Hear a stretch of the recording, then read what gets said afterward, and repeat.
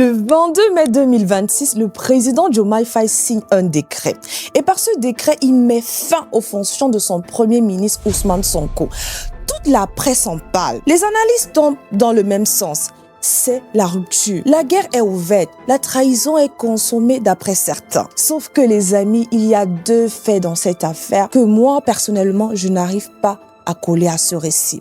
Deux faits dont personne ne parle, ce qui est d'ailleurs étrange, car ces deux faits, à mon sens, changent complètement la lecture qu'on devrait se faire de cette histoire, de ce qui se passe actuellement au Sénégal. Aujourd'hui, je vous propose de les regarder ensemble et on va se poser une seule question. Est-ce que l'histoire qu'on nous vend finalement, qu'on nous présente, est la bonne? Je ne vais rien affirmer comme toujours. Je suis là pour réfléchir, pas pour vous vendre une thèse, pour partager mes intuitions, mes questionnements. Et on verra ensemble si potentiellement elles tiennent la route. Alors les amis, bienvenue dans Chanel Décrypte.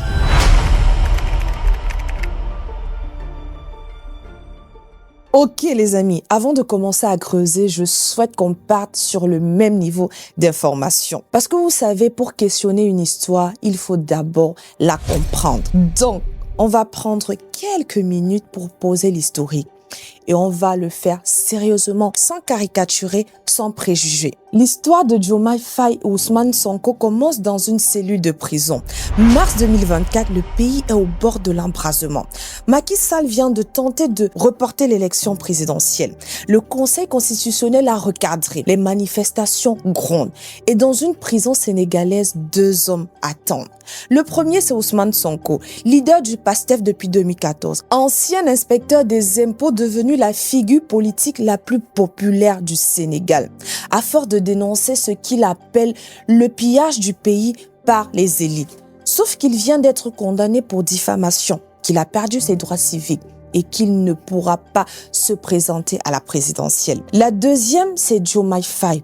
Lui, c'est le secrétaire général du parti, beaucoup moins connu, très discret, mais c'est lui que Sonko désigne pour le remplacer dans la course. C'est le plan B, ont appelé certains. Une amnistie politique décidée par le président sortant les libère 10 jours avant le scrutin. 10 jours les amis pour faire campagne. Et le 24 mars 2024, Diomaye Faye gagne dès le premier tour 54% des voix. Le 2 avril, il prête serment. Il devient le 5e président du Sénégal. Et le lendemain, il nomme Ousmane Sonko premier ministre de son gouvernement.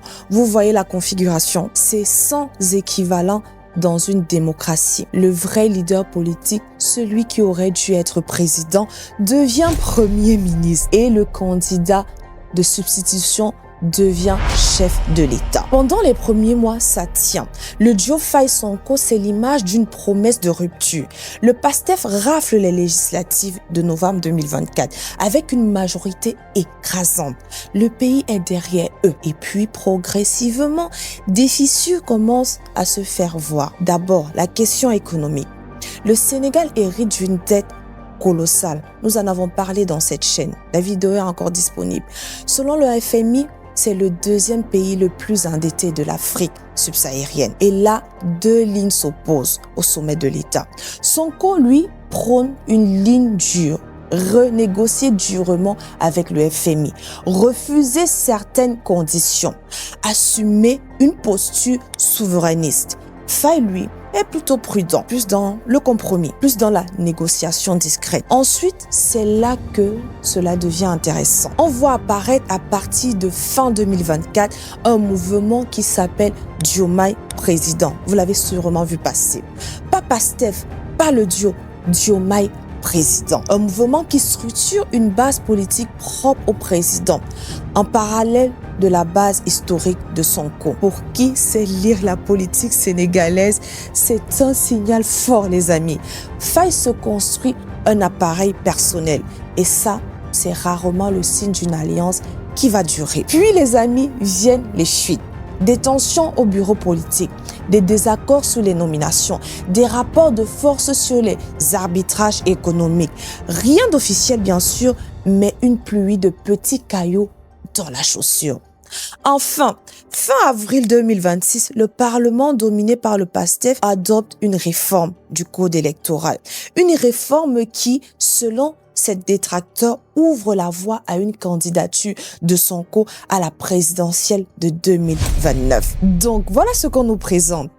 Deux hommes qui montent ensemble, 2 ans de cohabitation tendue, des désaccords de fond, un président qui construit son propre socle, une réforme qui prépare la suite. Et puis, ce 22 mai 2026, vendredi soir, décret présidentiel. Diomaye Faye met fin aux fonctions d'Ousmane Sonko. Décret numéro 2026-1128, mettant fin aux fonctions du Premier ministre. 2 jours plus tard, le président de l'Assemblée nationale, Malick Ndiaye, qui est du camp de Sonko, démissionne en urgence pour, selon certaines indiscrétions, libérer la place et permettre à Ousmane Sonko de devenir président de l'Assemblée nationale le 26 mai. D'ailleurs, petite parenthèse, au moment où je tourne cette vidéo, les amis, j'apprends qu'Ousmane Sonko a été élu président de l'Assemblée nationale. Voilà, c'est l'histoire qu'on nous raconte. Une rupture, une révocation, un limogeage, un retour par l'Assemblée et à terme, un affrontement. Cette histoire, elle tient debout. Elle est cohérente, elle est documentée. Et honnêtement, les amis, c'est probablement la lecture la plus probable de ce qui se passe. Mais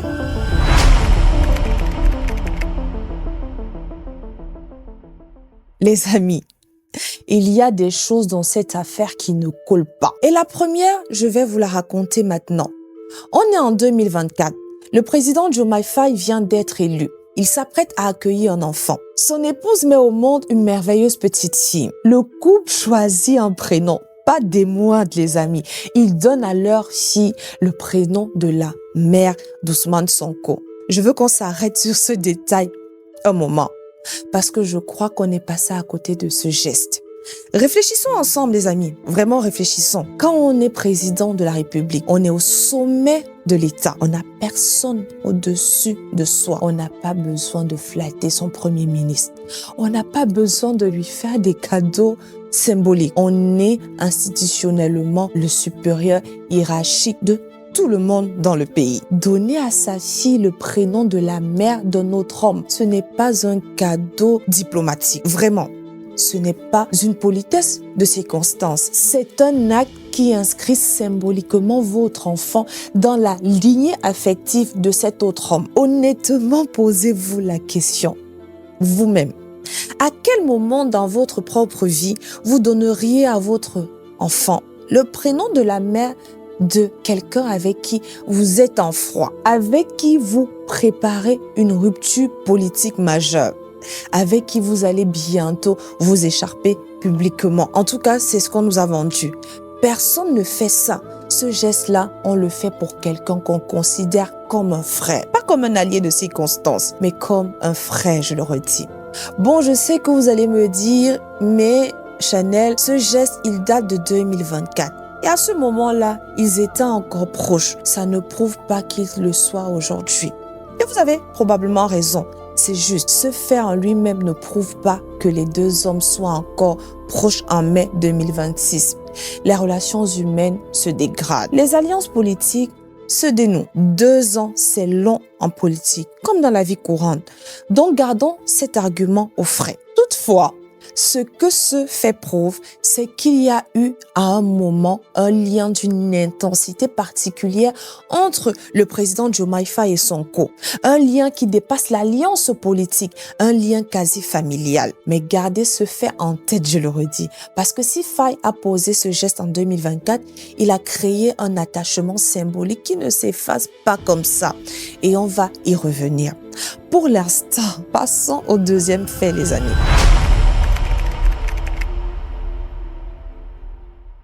Deuxième fait, décembre 2025. Le Sénégal joue à la Coupe d'Afrique des Nations au Maroc. C'est un événement majeur pour tout le pays, pour tout le continent d'ailleurs.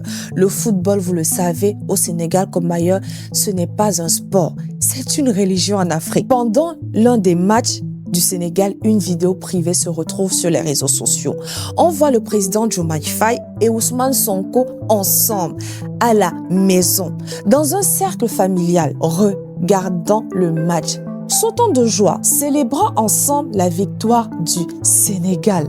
Encore une fois, les amis, je vous demande de vous poser la question, simplement, sans raisonnement arrêté. Quand vous êtes en guerre avec quelqu'un, est-ce que vous l'invitez à votre domicile pour regarder le match avec votre famille? Regarder un match avec quelqu'un chez soi, c'est un moment intime. C'est un moment de communion, de partage. On le fait avec ses meilleurs potes, avec son frère, avec des gens avec qui on se sent bien, en toute confiance. Le domicile est quelque chose de sacré. Pas avec quelqu'un qu'on prépare à humilier publiquement quelques mois plus tard. Si Faye et Sonko étaient déjà en guerre en décembre 2025, ce moment n'existerait pas. Ils auraient regardé ce match chacun de leur côté. Et même si l'image avait été mise en scène pour le public, on l'aurait su, on l'aurait vu, on l'aurait commenté. Là, c'est une vidéo privée qui se retrouve comme ça sur les réseaux sociaux. Un moment spontané. Et ce qu'on y voit, les amis, c'est deux hommes qui sont bien ensemble, loin de ce qu'on nous décrit dans la presse. Bon, on me dira encore, décembre 2025, c'était avant la rupture publique de mai 2026. Et c'est vrai, mais ça veut dire quelque chose d'important. Ça veut dire qu'entre décembre 2025 et mai 2026, en 5 mois, ces deux hommes seraient passés de frères qui regardent ensemble un match en famille à ennemis qui se révoquent publiquement. 5 mois, c'est court. C'est très court pour une rupture humaine de cette intensité. En mon sens, les amis, quand on regarde l'histoire des grandes ruptures politiques, d'ailleurs, ça prend des années. La rupture entre Wade et Macky Sall s'est jouée sur 5 ou 6 ans. Entre Wade et Seck, pareil, on ne bascule pas de frères à ennemis en 5 mois, sauf événement catalyseur majeur. Et là, je vous demande honnêtement, qu'est-ce qui s'est passé entre décembre 2025 et mai 2026 qui justifierait un tel basculement? La réforme du code électoral en fin avril, les désaccords sur le FMI qui sont anciens, le mouvement Diomaye président qui existe depuis fin 2024, rien de tout cela n'est suffisant. Ce sont des tensions de fond, pas des événements catalyseurs. C'est ce qui me chiffonne, en fait les amis, c'est ce qui me chiffonne. Et c'est pour ça que je passe au troisième fait.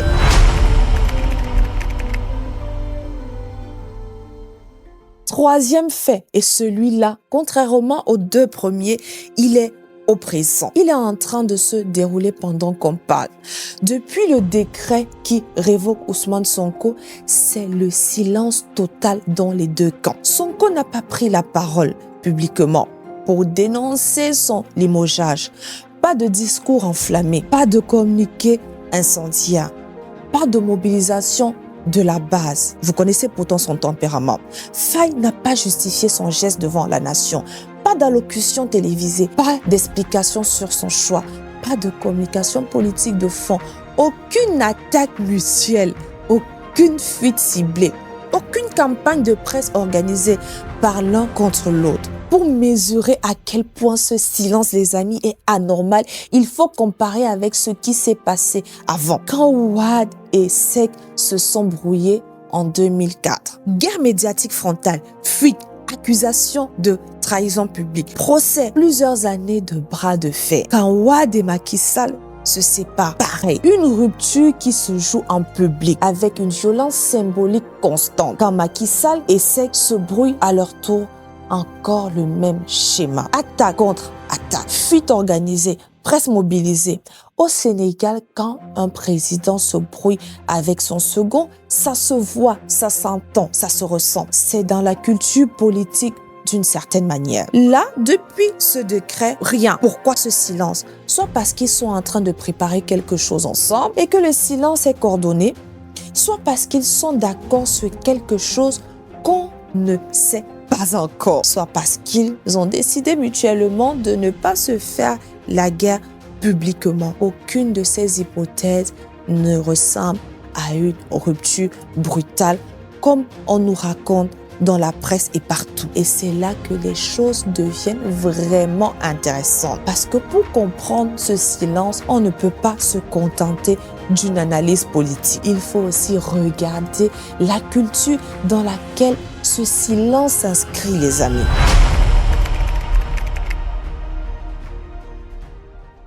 Je vais faire un détour, mais d'abord, je veux poser quelque chose clairement. Je ne suis pas sénégalaise. Je n'ai pas grandi dans cette culture. Je ne prétends donc pas la maîtriser de l'intérieur. Donc, ce que je vais vous partager maintenant, c'est ce que j'ai lu, ce que j'ai trouvé dans mes travaux de recherche, des travaux d'anthropologues et de sociologues qui ont étudié le Sénégal. C'est un savoir de seconde main. Et si vous êtes sénégalais, sénégalaise, si je suis en train de dire des bêtises, si je me trompe, corrigez-moi en commentaire, les amis. Bien sûr, on est là pour apprendre. Je vous fais confiance pour m'édifier vous aussi. Ceci étant dit, en préparant cette vidéo, je suis tombée sur 3 concepts qui m'ont fait réfléchir.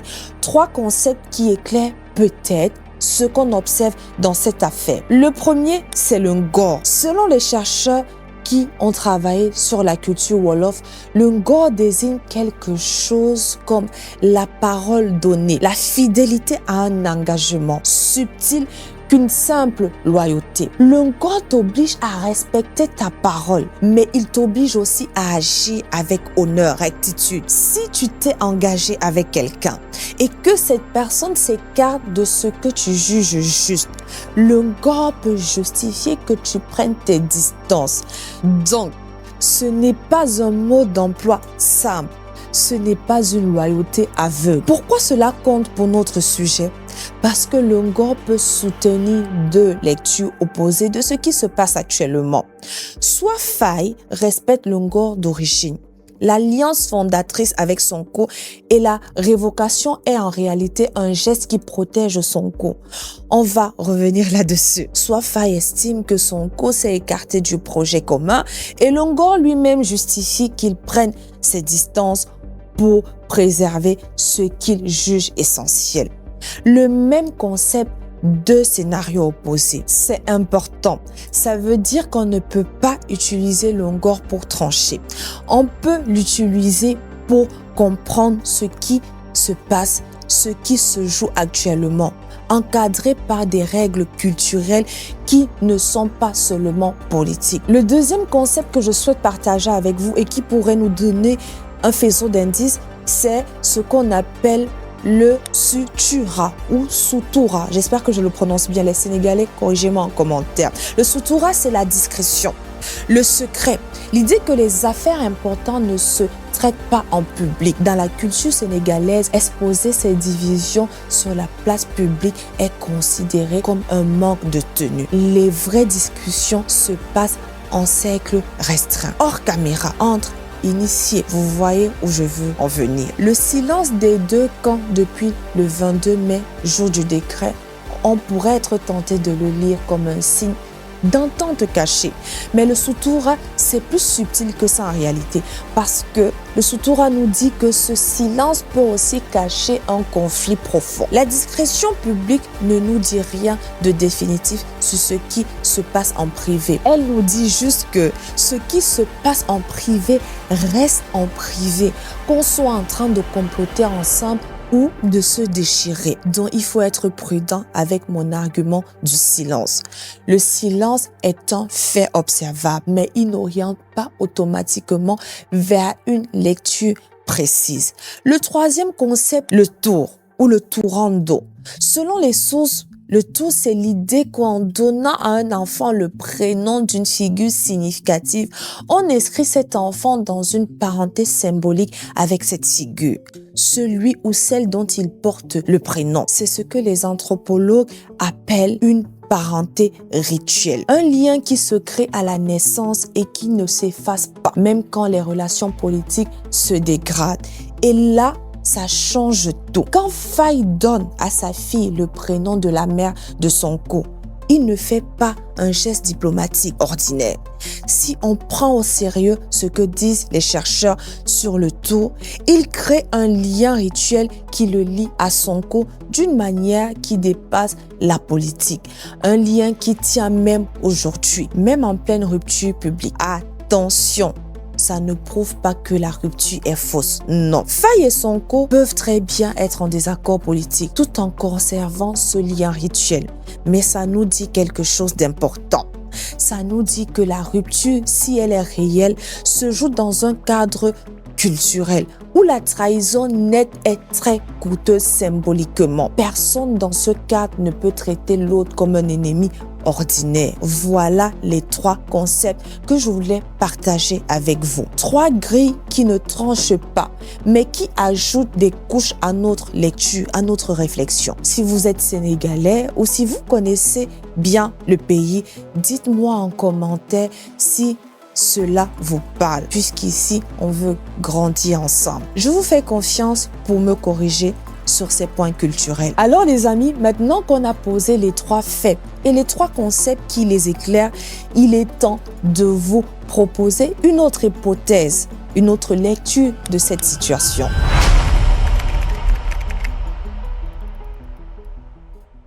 La communauté. Et si en réalité nous étions face à une stratégie concertée? Et si cette rupture que tout le monde analyse depuis des mois n'était pas totalement inventée, mais soigneusement orchestrée? Pas forcément une fausse rupture, non. Mais une rupture politiquement organisée, contrôlée, pensée pour préparer la suite. Parce qu'il faut comprendre une chose essentielle. En politique, le poste de Premier ministre est probablement l'un des postes les plus destructeurs politiquement. Le Premier ministre prend les coups à la place du président. Il porte les décisions impopulaires. Il gère les frustrations sociales. Il affronte les crises économiques. Il devient donc le visage de l'usure du pouvoir. En clair, le président arbitre, mais le Premier ministre encaisse. Et avec le temps, cette exposition finit toujours presque par entacher la popularité du Premier ministre. Or, Ousmane Sonko possède aujourd'hui une force politique extrêmement rare, une capacité de mobilisation populaire presque intacte. Alors, imaginons une seconde une autre lecture. Et si Ousmane Sonko était resté Premier ministre jusqu'en 2029, il aurait probablement perdu une partie de cette ferveur.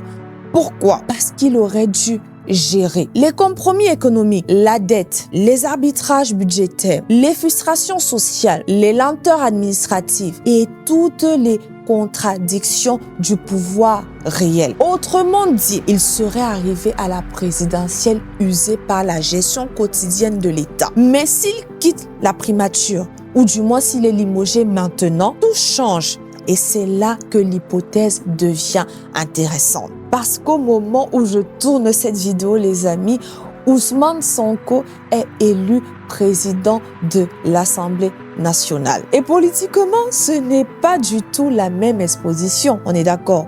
À ce poste, il devient le numéro 2 protocolaire de l'État. Une figure institutionnelle majeure, mais sans porter directement l'usure quotidienne du pouvoir exécutif. Autrement dit encore, les amis, il prend de la hauteur. Il se met publiquement en réserve. Il protège son capital populaire, son capital sympathie. Et il peut tranquillement préparer 2029. Dans cette lecture, le limogeage n'est donc plus une trahison. C'est une libération politique. C'est à cet endroit que je vous amenais. Un geste stratégique, presque un geste protecteur de Diomaye Faye. Comme si le président respectait jusqu'au bout une alliance fondatrice qu'on ignore. Moi d'abord, toi ensuite. Et si on doit s'affronter, on s'affrontera. Et quand on regarde les éléments que j'ai exposés en amont, cette hypothèse, les amis, n'est pas absurde. En tout cas, corrigez-moi en commentaire. Mais attention, il faut être honnête intellectuellement. Parce qu'il y a un énorme point faible dans cette théorie. Cette hypothèse demande un niveau de coordination extrêmement élevé. Oui, elle suppose que les deux camps maintiennent une stratégie commune depuis des mois sans aucune fuite sérieuse. Pourtant, dans un mouvement aussi vaste que le PASTEF, avec des dizaines de collaborateurs, de conseillers, de proches, de militants, de réseaux d'influence, garder un tel secret est extrêmement difficile. En politique, les stratégies finissent presque toujours par fuiter d'une manière ou d'une autre. Une confidence, un message, un désaccord, un proche qui parle. Donc, si cette hypothèse, cette théorie que je vous expose est vraie, alors cela signifierait un niveau de discipline politique absolue, exceptionnel des deux hommes. Et c'est précisément pour ça que le sujet mérite réflexion à mon sens. Parce qu'au fond, plus on regarde ces situations, plus une question demeure. Assistons-nous réellement à une rupture politique? Ou sommes-nous en train d'observer une stratégie pensée depuis le début?